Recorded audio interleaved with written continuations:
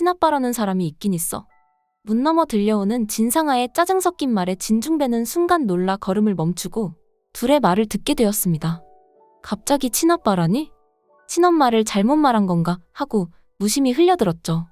하지만 진중배는 버젓이 살아있는 자기를 두고 왜 친아빠를 말하는지, 또 무슨 이야기기에 사람이 들어와 있는지도 모르고 둘이서 이토록 심각한 대화를 나누는지 궁금해져 왔습니다. 그래서 의도치 않게 진중배는 두 사람의 이야기를 몰래 듣게 되었죠. 문 너머 상아의 목소리가 카랑카랑하게 들려왔습니다. 언젠 내 친엄마가 아니라더니 이젠 아빠가 내 친아빠가 아니라고? 그럼 친아빠는 누구야? 말해. 내 친아빠는 누구냐고. 친아빠라는 사람이 있긴 있어. 당돌한 상아의 물음에 그런 게 아니라고. 네 아빠는 진중배이고 내가 새엄마라고 말할 줄 알았던 심순애의 입에선 뜻밖에도 충격적인 말이 흘러나왔습니다. 그 사람은 죽어버렸어. 결혼하기로 약속했는데 허망하게 죽어버렸어. 이게 무슨 소리지? 상아 친아빠가 죽었다고? 그럼 내가 상아 친아빠가 아니라는 건가? 진중배는 순간 심장이 미친 듯이 뛰며 숨이 가빠져 왔습니다. 애지중지 키운 딸 상아가 자신의 핏줄이 아니라니. 나와 서리딸이 아니라 심순의 핏줄이라니. 어떻게 이런 짓을 벌일 수가 있지? 싶었었죠. 갑자기 들이닥친 진실에 진중배의 머릿속은 새하얘졌고 어떻게 해야 할지 몰라 그저 우두커니 서 있을 수밖에 없었습니다. 그래서 피할 새 없이 문을 열고 나온 심순애를 마주할 수밖에 없었어요. 여보하고 깜짝 놀라는 심순애의 경악스러운 얼굴과 떨리는 목소리에 진중배는 그 머리채를 잡아 뒤흔들고만 싶었지만 그렇게 하지 않았습니다. 무엇보다 중요한 건 저 둘이 나눈 대화가 사실인지, 왜 핏줄을 속여가면서까지 상아를 이 집에 들여왔는지가 궁금했으니까요. 진중배는 모든 사실을 다 들었지만 아무것도 듣지 못했다는 얼굴로 심순애에게 물었습니다. 당신, 상아랑 무슨 얘기를 나눴길래 사람이 집에 들어와도 몰랐던 거야?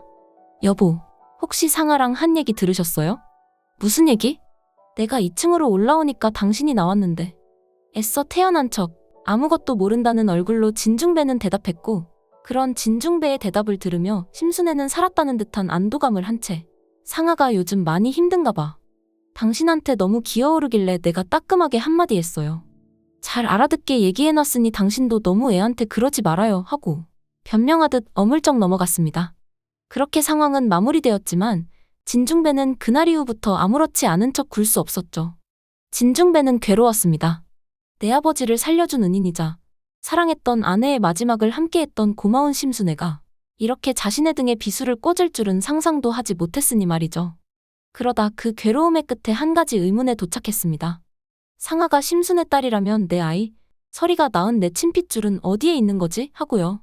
심순애의 말처럼 진짜 딸이 죽었다면 병원에서도 그 기록이 남겨있을 것입니다. 하지만 진중배의 기억 속에선 사망신고서에 있는 서리 이기록지에는 분명히 출산을 했고 아이가 건강하다는 기록이 남아있었죠. 진중배는 심순애의 말이 진짜인지 확인이 필요했습니다. 그래서 병을 핑계로 그 누구도 모르게 예전 서리가 출산을 했던 병원으로 향했죠. 실례합니다.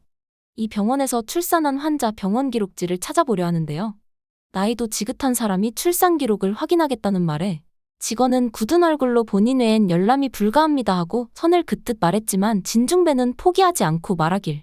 환자 남편입니다. 사망한 후 출산 기록에 착오가 있는 것 같아 확인차 열람하려고 합니다. 정말 중요한 일이라 그러니 꼭 부탁드립니다. 그런 진중배의 부탁에 직원은 어쩔 수 없다는 듯 규정상 바로 열람은 불가능합니다. 다만 병원장님의 승인을 받으시면 예외적으로 확인이 가능할 수도 있어요. 잠시만 기다려 주시겠어요 하고 물었고 잠시 후 진중배는 병원장을 직접 만나볼 수 있게 되었죠. 진중배는 차분히 자신의 상황을 설명했습니다. 30년 전 아내가 사고를 당하고 이 병원에서 출산을 했습니다. 그런데 이해할 수 없는 사건이 생겨서요. 제 아내가 출산한 아이가 태어나자마자 바로 사망을 했다고 하는데 정말 납득이 되지 않습니다. 아이가 살았는지 죽었는지 병원 기록에 착오가 있는지 확인해야만 합니다. 제발 도와주십시오.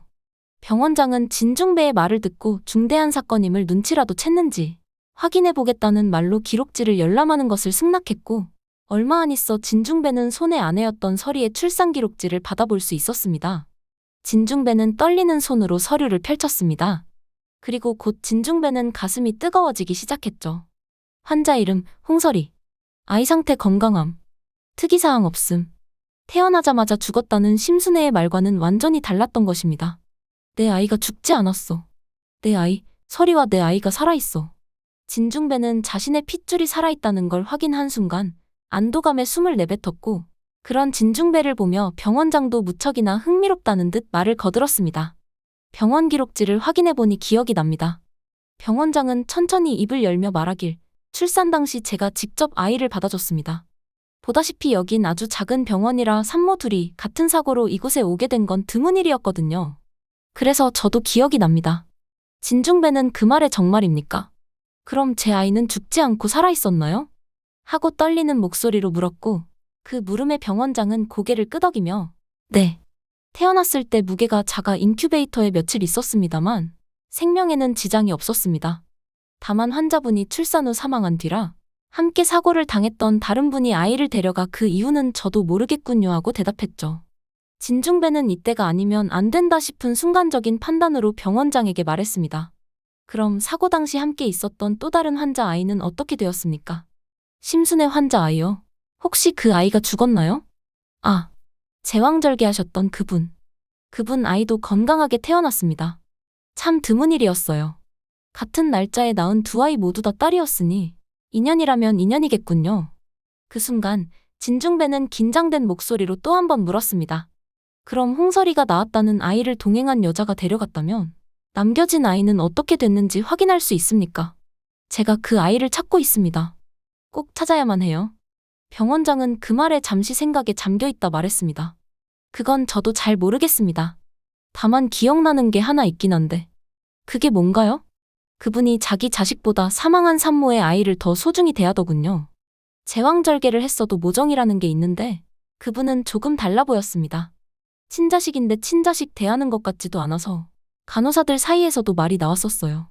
들리는 소문으로는 미혼모라 아는 사람에게 보냈다고 하던데 그 이후로는 저도 들은 소식이 없습니다. 도움이 되지 못해 죄송합니다.